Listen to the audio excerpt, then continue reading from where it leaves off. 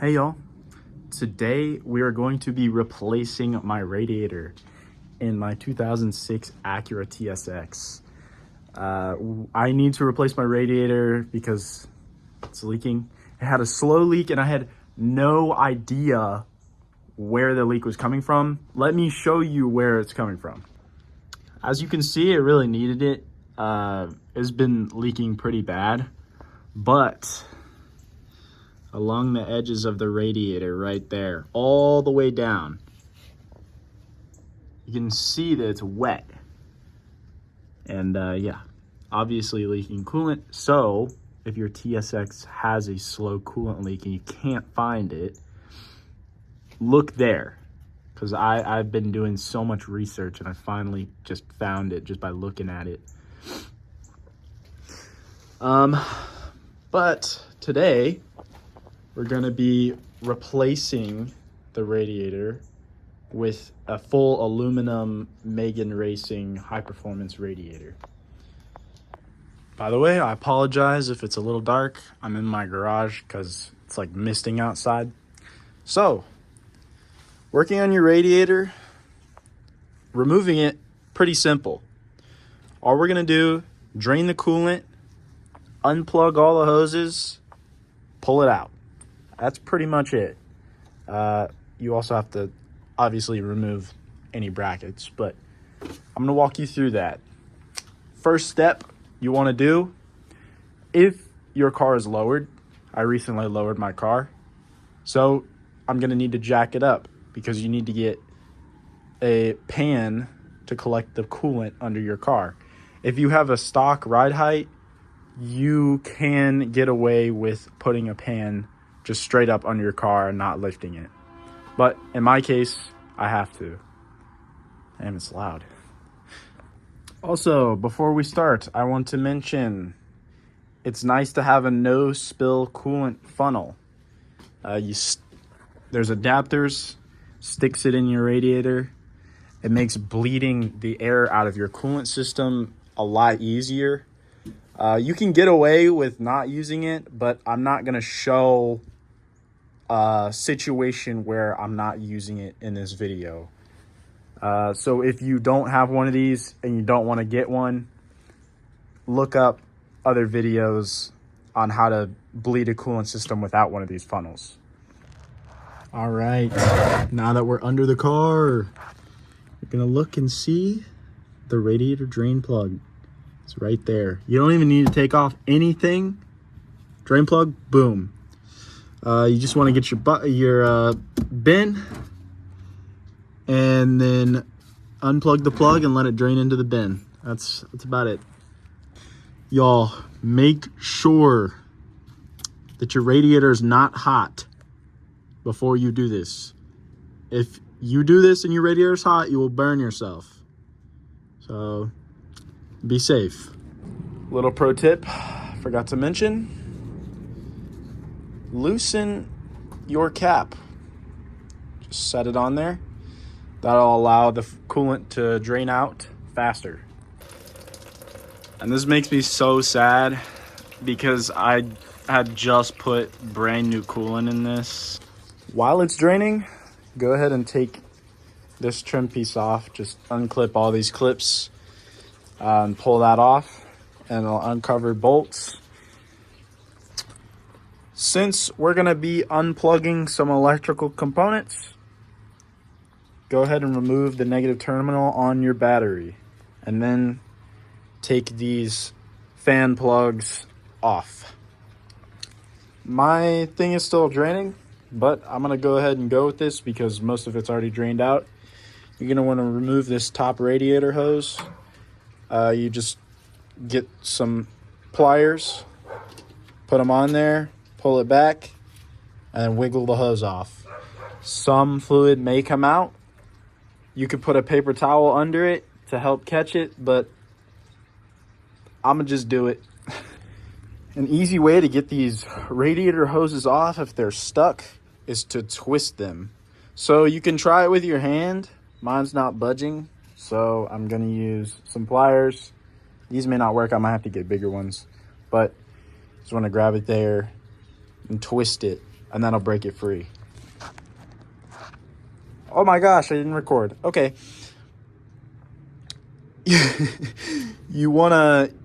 Another way you could get it loose is you could pry your screwdriver under there just to get it loose off of that rubber, and go around and slowly work it and pull it off, and it'll come off then. Now that that's off, my radiator finally stopped draining. So you're going to want to put that drain plug back in the bottom. I went ahead and stuffed a paper towel down this just to make sure that nothing else gets down in the radiator tube, because the last thing you want is contaminants in your radiator line. It will totally screw up your radiator and you'll need to buy a new one. So leave that there. That's good. There is a bottom radiator hose. So we're actually going to need to remove the bottom plastic. Yeah, the bottom plastic cover. So I'll see y'all when that is finished. It's pretty straightforward. It's just some clips and bolts. There's bolts up at the front, not that one, but there's bolts up at the front right here. And there's bolts and clips all back here. It's pretty straightforward. Just get the ones that have the plastic. I don't know. It's straightforward, man. All right, to get this bottom panel off, this is the driver's side fender well, but there is a tab up there where my shadow is, my shadow of my finger, right there. You're gonna need to unclip that as well. Also, all of the bolts on this, on the underside that you need to remove, are 10 millimeters. All right, same idea on the passenger side. There's these two clips. One there, one there. And that'll remove this plastic panel. Okay, you guys, now that the panel is off, I hope you can see. This is kind of hard to... So, you want to remove that. You'll remove that. I'm pretty sure it's just... Yeah, so that clips in. So you just pull that clip out. You're going to remove this big clip on this hose, just like we did the upper radiator hose. This is the lower radiator hose. Just pull the clip back on the hose and wiggle the hose off. Gonna do the same thing with this smaller one and this smaller one. I believe that's it. Now, coolant may leak out of these, so be careful. You might want to wear eye protection, or just don't be directly under it when you take it off. Okay, so you see these smaller lines right here? These two smaller lines. That cools your oil. So your oil isn't drained. So what I'm going to do is I'm going to get two Sharpies, and I'm going to stick the butt of the Sharpie into the line to plug it up, because this line still has oil in it. Okay, this is unplugged. I pulled the radiator hose off. I had luck just using my screwdriver to pry it and push it. Works pretty well. Once you have your oil lines off, plugged with Sharpies, just want to double check everything to make sure we can pull it up. Sounds good. Hey, I was just kidding. We need to... Oh my gosh, you can't see. You see that little clip right there? You need to get your pliers and push that out, because it's connected to the radiator. And then you'll be able to pull the radiator out. Now, all we need to do is remove these two brackets, pull it up, and we're good. Radiator officially out. Oh yeah. All you need to do now is to just transfer the fans over to the new radiator. And I also need to screw these in into my new radiator. And you also want to take out this pipe as well. That one right there.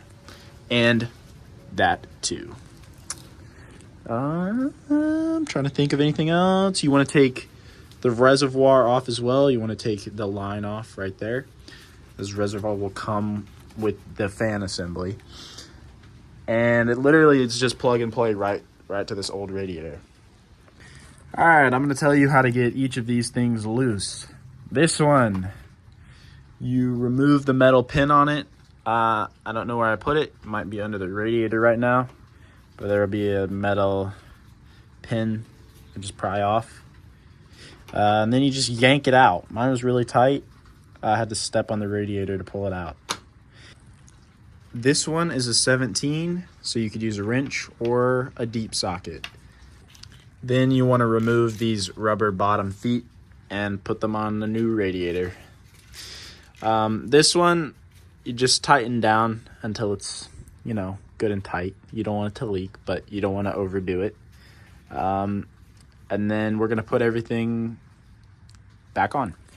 Hey, guess what? We have everything on now.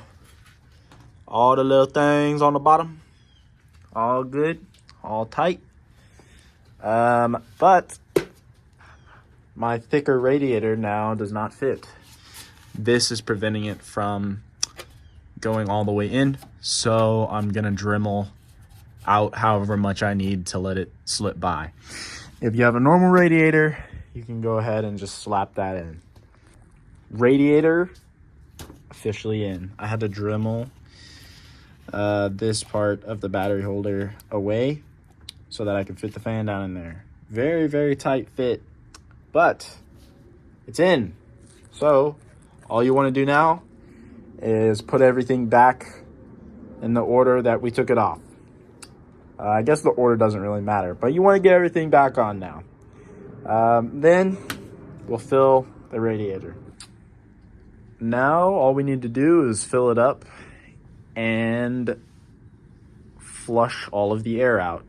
I have a video that goes over how to do a coolant flush or just a coolant change. So I'm gonna put that in the description and you can watch that on how I bleed out the coolant system. In that video, my car is on the ground and not on jack stands, but my car is on jack stands now. So what you're gonna wanna do is take the car off the jack stand. Hey guys, guess what? My phone ran out of storage right as I was recording that. So, you wanna take it off the jack stands to fill up the coolant and leave the bottom plastic panel off. So when you go to start the car and let it warm up, you are able to see if there are any leaks. You just want to make sure that the car is on flat ground so that it's able to push out any of the air bubbles that may be created by it being on the jack stands. Once you know that everything's all good, there's no leaks, you've let it warm up without that plastic panel on the bottom, lift your car back up, put that panel back on, and you're good. I hope y'all found value from this video. If you have any questions, leave a comment. If you're interested in other maintenance Acura stuff or modding your TSX, look at my other videos.